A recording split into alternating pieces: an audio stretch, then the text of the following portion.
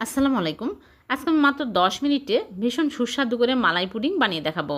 খুবই টেস্টি খেতে। প্রথমে চুলায় প্যান বসিয়ে দিয়ে দিচ্ছি চিনি 1/4 কাপ, নেড়েচেড়ে ক্যারামেল হয়ে আসলে এর মধ্যে দিয়ে দিচ্ছি 2 কাপ লিকুইড দুধ।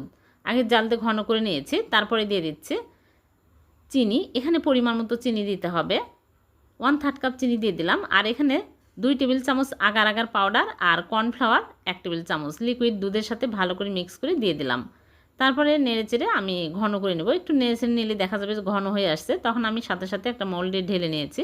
মোল্ডে আমি ঘি ব্রাশ করে নিয়েছিলাম। তারপরে উপর দিয়ে বাদাম কুচি দিয়ে সাজিয়ে নর্মাল ফ্রিজে রেখে দিব ঠান্ডা হওয়া পর্যন্ত। ঠান্ডা হয়ে গেলে বের করে নিয়ে আসলাম, কেটে আপনাদেরকে দেখাচ্ছি। হয়ে গেল ভীষণ সুস্বাদু ঠান্ডা ঠান্ডা মালাই পুডিং। এভাবে পুডিং বানালে খেতে দুর্দান্ত স্বাদের হয়। ভিডিওটি ভালো লাগলে লাইক কমেন্ট শেয়ার করে দিবেন, অন্যকে দেখার সুযোগ করে দিবেন। আর এরকম করে রেসিপি বাড়িতে তৈরি করবেন। আবার দেখা হবে। আল্লাহ হাফেজ।